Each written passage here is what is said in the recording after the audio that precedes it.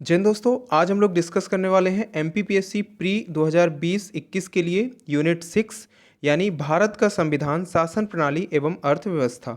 दोस्तों, यह video MPPSC pre के साथ साथ सभी स्टेट पीसीएस के लिए भी उतना ही महत्वपूर्ण होगा। तो चलिए स्टार्ट करते हैं।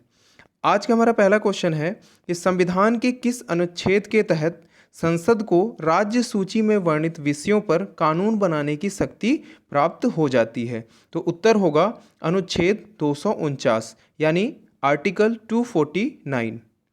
अगला प्रश्न है, भारत में पीआईएल का जनक, भारत में पीआईएल का जनक पिता किसे कहा जाता है या माता भी किसे कहा जाता है? दोनों प्रश्न एक साथ देखेंगे।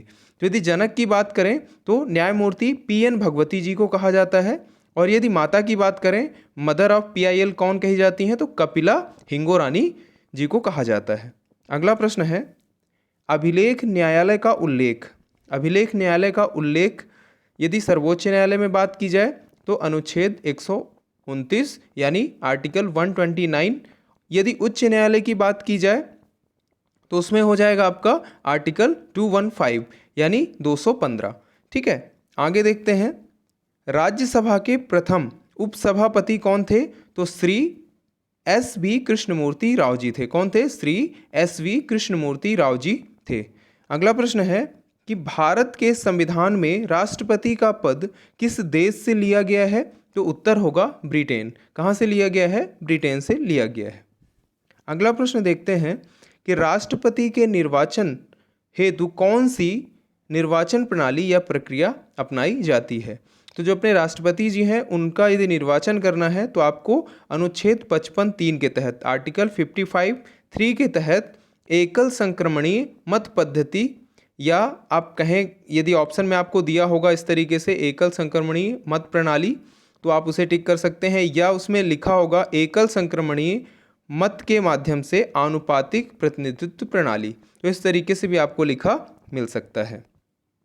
अगला प्रश्न देखते हैं, ऐसे अमेरिकी राष्ट्रपति, शब्दों को ध्यान से समझिएगा, ऐसे अमेरिकी राष्ट्रपति जिन्हें एक ही कार्यकाल में 2 बार महाभियोग का सामना करना पड़ा, तो कौन थे? डोनाल्ड ट्रंप थे। कौन थे? Donald Trump. अगला प्रश्न है, संविधान सभा की अंतिम बैठक कब हुई? प्रश्न है, संविधान सभा की अंतिम बैठक कब हुई? तो उत्तर होगा 24 जनवरी 1950। 24 जनवरी 1950। अगला प्रश्न है, किस दिनांक को संविधान को, किस दिनांक को, डेट पूछ रहा है आपसे, संविधान को अंगीकृत, अधिनियमित और आत्मार्पित किया गया? ये तीनों शब्द एक साथ हैं। जब आप प्रस्तावना पढ़ेंगे तो तीनों एक साथ आपको मिलेंगे, और कभी कभी प्रश्नों में क्रम सजाने के लिए भी कह दिया जाता है। ठीक है, तो ऐसे ही इनको याद रखें, अंगीकृत, अधिनियमित और आत्मार्पित। ठीक है, 26 नवंबर 1949 को किया गया था। ठीक है, अगला प्रश्न देखते हैं, संविधान में मूल ढांचा का सिद्धांत, संविधान में मूल ढांचा का सिद्धांत किस वाद के बाद सामने आया? तो केशवानंद भारती वाद के बाद सामने आया। अगला प्रश्न देखते हैं, किस संविधान संशोधन के बाद समाजवादी, पंथ निरपेक्ष और अखंडता शब्द जोड़े गए? तो 42वां संविधान संशोधन था 1976। अगला प्रश्न देखते हैं, संविधान सभा में कुल कितनी महिला सदस्य थी? ठीक है, तो कुल 15 महिला सदस्य थी। यदि आप जानते हो इसके बारे में तो 15 थी। उसमें आप कुछ इंपॉर्टेंट मैं आपको बता देता हूँ, जैसे हंसा मेहता जी थी, कमला चौधरी थी, लीला रे, पूर्णिमा बनर्जी, रेणुका राय, सरोजनी नायडू, राजकुमारी अमृत कौर थी। ठीक है, इसके अलावा सुचेता कृपलानी जी थी, विजय लक्ष्मी पंडित जी थी। तो इस तरीके से बहुत सारी, कुल 15 हैं, तो आप उनको एक बार देख लेंगे।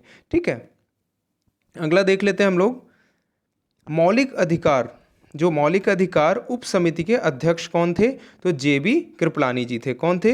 जे.बी. कृपलानी जी थे।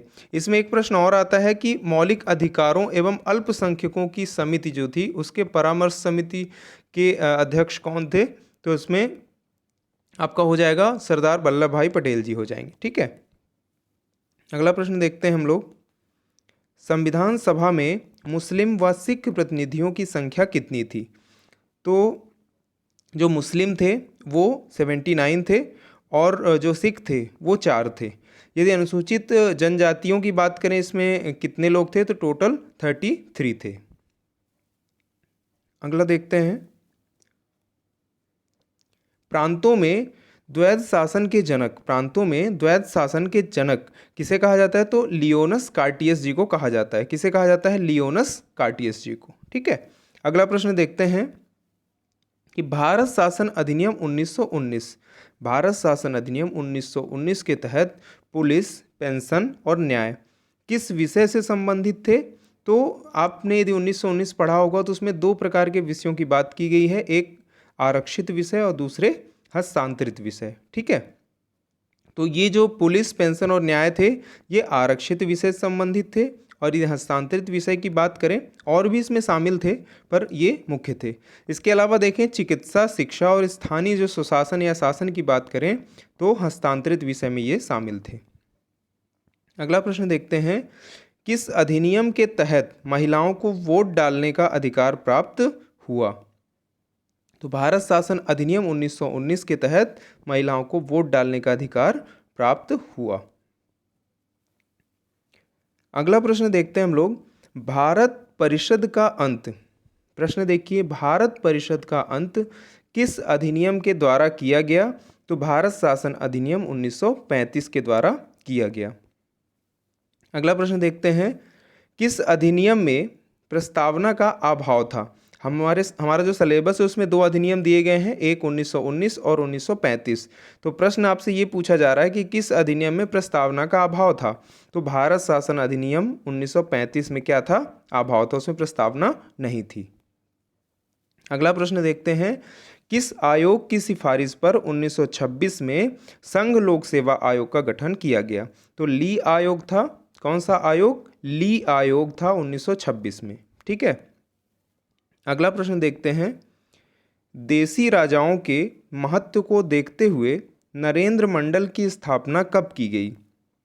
जो नरेंद्र मंडल था वो 8 फरवरी 1921 में की गई थी इसकी स्थापना, और उस टाइम पे जो गवर्नर जनरल हुआ करते थे वही इसके अध्यक्ष होते थे। 8 फरवरी 1921 नरेंद्र मंडल। अगला प्रश्न देखते हैं, एक्ट 1919 में सुधारों हेतु व समीक्षा हेतु कौन सा कमीशन बनाया गया था। तो उत्तर होगा साइमन कमीशन। अगला प्रश्न देखते हैं, किस अधिनियम के तहत बरार को मध्य प्रांत में शामिल कर लिया गया। यह प्रश्न मध्य प्रदेश से भी संबंधित है तो इसे जरूर याद रखें। भारत शासन अधिनियम 1935 क्या होगा, बरार को मध्य प्रांत में शामिल कर लिया गया। तो भारत शासन अधिनियम 1935 के तहत। अगला प्रश्न देखते हैं, ऐसे वित्तीय संस्थान जिन्हें छाया बैंक कहा जाता है। ऐसे वित्तीय संस्थान जिन्हें छाया बैंक कहा जाता है। तो उत्तर होगा गैर बैंकिंग वित्तीय संस्थान।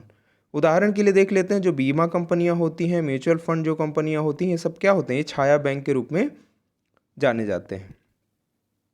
अगला प्रश्न देखते हैं, म्यूचुअल फंड कंपनियों को कौन नियंत्रित करता है। तो कौन नियंत्रित करता है म्यूचुअल फंड कंपनियों को, तो सेबी नियंत्रण करती है उन्हें। ठीक है, और जो बीमा कंपनियां होती हैं उन्हें कौन करता है नियंत्रित, तो आरबीआई करता है। आगे देखते हैं, सेबी की स्थापना, अध्यक्ष और मान्यता। ठीक है, स्थापना की बात करें तो 12 अप्रैल 1988 को इसकी स्थापना की गई थी। वर्तमान में अध्यक्ष की बात करें तो अजय त्यागी जी हैं, और इसे मान्यता कब मिली थी, तो 30 जनवरी 1992 को इसको मान्यता मिल चुकी थी।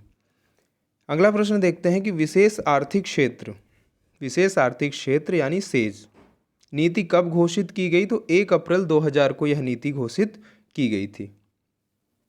अगला प्रश्न देखते हैं, ड्यूटी ड्रॉ बैक क्या है। ड्यूटी ड्रॉ बैक का आशय क्या होता है, तो निर्यातकों को आयात शुल्क की वापसी यदि की जाती है तो क्या कहलाता है, ड्यूटी ड्रॉ बैक, निर्यातकों को आयात शुल्क की वापसी।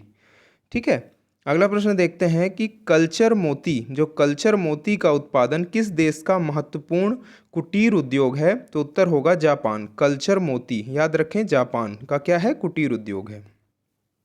अगला देख लेते हैं, आयात निर्यात बैंक यानी एग्जिम बैंक जो है, एग्जिम बैंक का जो गठन है भारत में किस वर्ष हुआ। तो 1982 में गठन हुआ था।